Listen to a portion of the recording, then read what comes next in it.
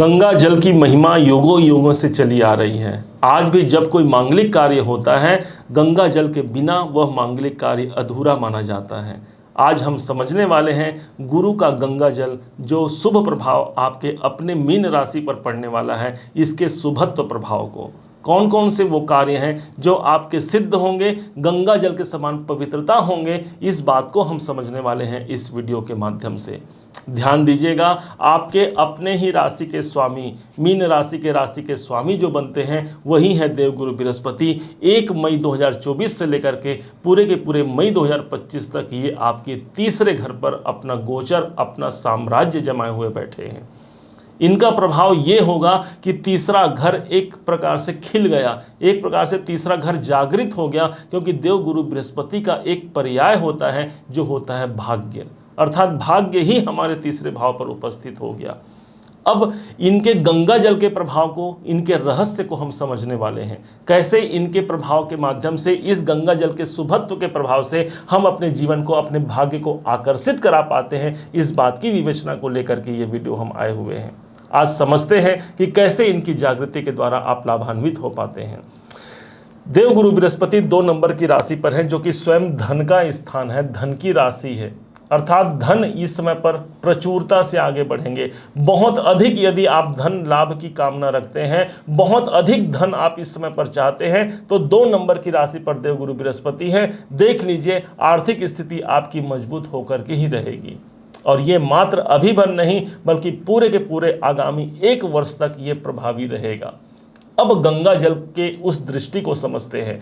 आपको बता दें कि 7वीं दृष्टि सभी ग्रहों के पास विद्यमान होती है, जिसमें से चाहे वो सूर्य भगवान हो या शनि देव हो, सबके पास 7वीं दृष्टि है। देवगुरु बृहस्पति के पास जो स्पेशल दृष्टि होती है वो 5वीं, और साथ ही साथ इनकी 9वीं दृष्टि एक स्पेशल दृष्टि मानी गई है। अर्थात ये स्थान जहां पर इनकी 5वीं या 9वीं दृष्टि पड़ती है, वो स्थान सदैव जागृत रहेगा। आपको उसका शुभ परिणाम 100% प्राप्त होता है। प्रारंभ करते हैं इनकी 5वीं दृष्टि से। सबसे पहले 1 2 3 4 5 इनकी 5वीं दृष्टि पड़ती है ठीक आपके सप्तम भाव पर। सप्तम भाव वो स्थान हो गया जो मेरे व्यापार का है, मेरे व्यापार क्षेत्र में उन्नति का स्थान होता है। कंपटीशन भाव से देख रहे हैं, अर्थात व्यापार में यदि कोई कंपटीशन चल रही है, आप नहीं कमा पा रहे हैं, सामने वाला बहुत अधिक पैसा भी बना पा रहा है, तो उस कंपटीशन से, उस चुनौतियों से आपको मुक्त कराता हुआ देवगुरु बृहस्पति आपके व्यापारिक जीवन को बहुत उन्नत बनाएगा। अब इनके पास ये जो स्थान है सप्तम भाव, वो 10म भाव से 10म भाव होने के कारण मेरा नौकरी है, मेरा प्रोफेशन है, मेरा पेशा है, अर्थात उस कार्य से, जो आप कार्य करते हैं उस कार्य से एक नई जागरूकता, एक नई संचारकता के रूप में आपको देखने को मिलेगा। कैरियर इस समय पर बहुत स्ट्रांग होने वाला है।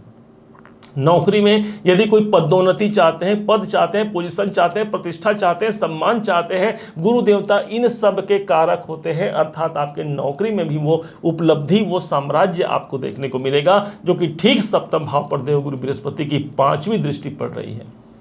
अब यही स्थान मेरे विवाह का होता है। यदि विवाह नहीं हो रहे हैं तो विवाह संबंधित कार्य को पूर्ण कराएंगे।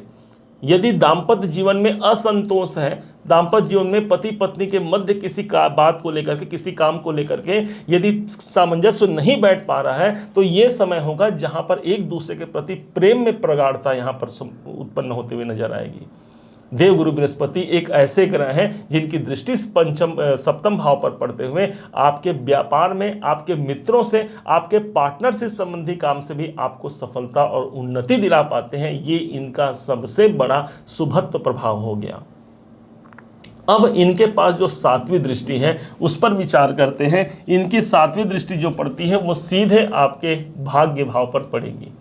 देखा जाए तो भाग्य के कारक ही देवगुरु बृहस्पति हैं, और भाग्य स्थान पर ही इनकी दृष्टि है। सबसे बड़ी जो प्रचुरता जो देखने को मिलेगी, जो विशेष उपलब्धि देखने को मिलेगी, वो मेरे भाग्य का साथ ही मुझे प्राप्त हो गया, मेरे ईश्वर का साथ मुझे प्राप्त हो गया। मैंने जो कर्म किया है, मैंने जो आराधना, पूजा पाठ, धर्म कर्म में मैंने जो अपना समय लगाया है, उसके पारिश्रमिक मिलने का ये समय है। 9वें भाव पर गुरु की दृष्टि है। पिताजी से जुड़े हुए कोई मामले हैं, कोई प्रॉब्लम है, वहाँ से आपको मुक्त करा जाते हैं। आपके उच्चाधिकारियों का आपको सपोर्ट मिलता है। कहीं से आपका काम बनना है और उस काम को लेकर के बार बार समय डेट पर डेट धरे जा रहे हैं, लेकिन वो कार्य पूर्ण नहीं हो रहा। तो 1 साल का ये गोचर है। इस 1 साल में मुझे मेरे उपलब्धियों की प्राप्ति होगी, मेरे किस्मत की ही जागृति इस समय पर होगी। अब नवम भाव मेरे धर्म की यात्रा का होता है। इस समय पर आप देखिएगा कोई ना कोई आप धार्मिक यात्रा करने वाले हैं, और उस धर्म की यात्रा से, उस धार्मिक यात्रा से आपका भाग्य प्रबल होगा। माना जाता है जब भी किसी को अपना भाग्य प्रबल करना हो, अपने भाग्य को उन्नति के लेवल तक ले जाना हो, एक बार धार्मिक यात्रा कोई कर लीजिए।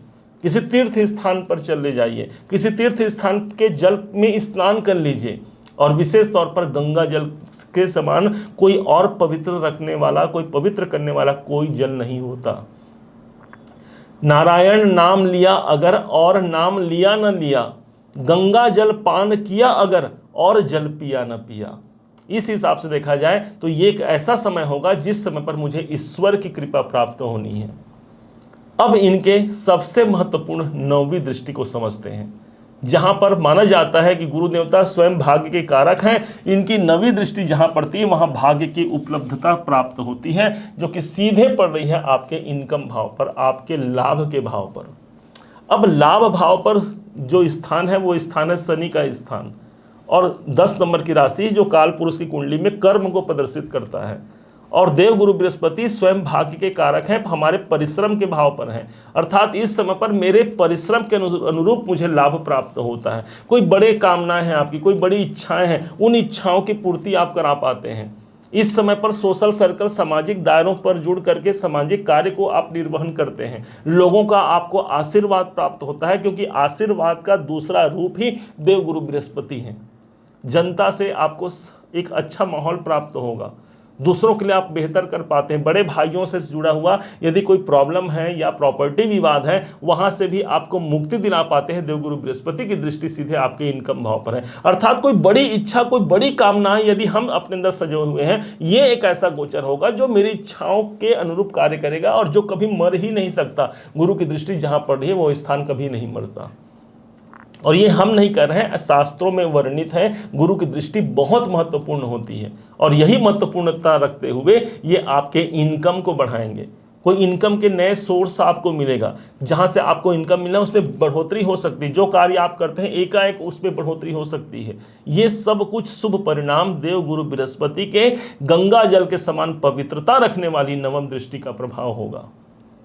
बैठे हैं आपके तीसरे घर पर, कोई एग्रीमेंट आप कराएंगे, कोई एक ऐसा चैलेंजिंग सिचुएशन आप जो फेस कर रहे हैं काफ़ी लंबे समय से, उस चैलेंजिंग सिचुएशन से आपको मुक्त कराएंगे, आपको बाहर निकालेंगे। नौकरी काम धंधे को लेकर के यदि परेशान है तो एक नई जागृति यहाँ पर प्राप्त होगी, एक नया पोजीशन मुझे प्राप्त होता है।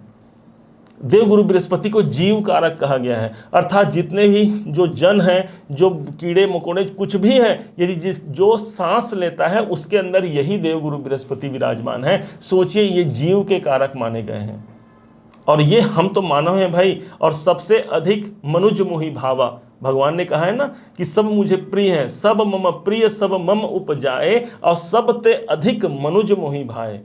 अर्थात हम, भगवान की कृपा है कि हम मनुष्य योनि में जन्म लिए हैं, और ये एक ऐसा समय होगा जिस समय पर मेरी कामनाओं की पूर्ति होगी। देव गुरु बृहस्पति का प्रभाव इनकम भाव पर है। वास्तव में देखा जाए तो एक ग्रह का आगमन हो रहा है आपके तीसरे घर पर, जो आपका पराक्रम है, आपका साहस है। इस समय पर आपके पराक्रम बहुत सॉफ्ट होंगे, और ये स्थान यदि यहाँ पर कोई क्रूर ग्रह बैठ जाता मान लीजिए, तो हम क्या बोलते हैं, इस समय पर चैलेंजिंग सिचुएशन बहुत अधिक बढ़ेंगे। लेकिन सौम्य ग्रह नैसर्गिक रूप से सौर मंडल के, हमारे आकाश गंगा के सबसे सुंदर, सबसे शुभ ग्रहों में इनकी गिनती होती है, और इनकी दृष्टि जब भाग्य भाव पर है, अर्थात किस्मत के सितारे इस समय पर बुलंद होंगे। डिपेंड करता है कि आप कितना इससे लाभ ले सकते हैं, डिपेंड करता है कि आपके बर्थ चार्ट में गुरु की स्थिति कहाँ पर बनी हुई है। मान लीजिए आज गुरु देवता तीसरे घर पर है, अब कोई ना कोई ग्रह से ही आपके बर्थ चार्ट में टकरा रहे होंगे। जैसे कि मान लीजिए कि शनि देवता को हम पकड़ लेते हैं, शनि देवता जो कि कर्म के कारक है। आज शनि का जो गोचर चल रहा है ठीक आपके 12वें घर पर हो रहा है। अब एक स्थान ऐसा है जहां पर शनि और गुरु दोनों की दृष्टि पड़ रही है। 1 8 1, हाँ, शनि देवता की जो दृष्टि पड़ रही है वो सीधे नवम भाव पर, और गुरु की दृष्टि पड़ रही है वो भी नवम भाव पर। मतलब इस समय पर दोहरे गोचर के सिद्धांत को भी यदि देखा जाए तो सबसे अधिक जागृति हमारे किस्मत में हो रही है, हमारे भाग्य में हो रही है। और ये एक ऐसा समय होगा जिस समय पर हम एक नेक्स्ट लेवल को प्राप्त कर पाते हैं, एक नई ऊंचाइयों को प्राप्त कर पाते हैं। हमारे प्रयासों के अनुरूप हमें सफलता इस समय पर दिखती है। और ये एक ऐसा गोचर है जिस समय पर मेरा भाग्य मेरे साथ होगा और आर्थिक दृष्टिकोण से ये प्रचुरता को देने वाला गोचर आपके लिए सिद्ध हो जाएगा। कैसे इससे लाभ लिया जाए, क्या किया जाए जो इस गोचर में और अधिक संपन्नता हम प्राप्त कर सकें। देवगुरु बृहस्पति तीसरे घर पर आए हैं। यदि बन पड़े तो कोई एक ऐसा स्थान पर धार्मिक यात्रा जरूर कीजिएगा जहां मां गंगा विराजमान हो, उनका उद्गम स्थल हो। उत्तराखंड हो गया, हरिद्वार हो गया, गंगा जी का पावन स्थान हो गया। लाखों करोड़ों लोग गंगा जल लेने के लिए हरिद्वार जाते हैं। गंगा स्नान भी कर लिया हमने, वो पवित्रता आ गई, जितने पाप धो लिए। और ये एक ऐसा समय होगा जिस समय पर हमारे भाग्य की जागृति हो गई। प्रयागराज गंगा जी का स्थान माना गया। उज्जैन में तीर्थ होता है, महाकुंभ का जो समय होता है वो एक स्थान हो गया। नासिक हो गया, या फिर कहीं पर भी जहां पर आपकी आस्था है उन स्थान पर जाकर के आप कुछ दान पुण्य करते हुए गंगा जल का स्नान जरूर कीजिए। अपने घर में गंगा जल का छिड़काव जरूर कीजिए। कम से कम हफ्ते में 1 दिन का समय निकाल लीजिए। अपने स्नान के पानी में कम से कम 1 दिन का समय निकालें, 2 बूंद अपने स्नान के पानी में आप डाल लीजिए गंगा जल को और उसका स्नान कीजिए। इससे होगा क्या, आप गुरु तत्व की वृद्धि करा रहे हैं। आपके अंदर पवित्रता आएगी, शुद्धता आएगी, और गुरु वहीं पर निवास करते हैं जहां पर पवित्रता होती है। और ये एक ऐसा गोचर होगा जो आपके जीवन को बहुत अधिक संपन्नवान बना करके आपके उद्देश्यों की सिद्धि करा जाएगा। एक ऐसा गोचर ये सिद्ध होगा। उम्मीद है आप सबने इसे समझा है, आप सबने इसे जाना है।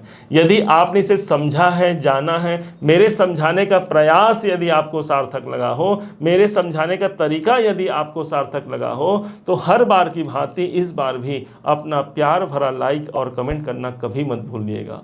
और हाँ, यदि अभी तक आपने चैनल को सब्सक्राइब नहीं किया है, सब्सक्राइब जरूर कीजिएगा। इस वीडियो को दूसरों तक जरूर पहुंचाइएगा, अर्थात शेयर कीजिएगा। पुनः एक बार फिर आप सभी का दिवस बहुत मंगलमय हो, इन्हीं शुभकामनाओं के साथ। जय श्री राम।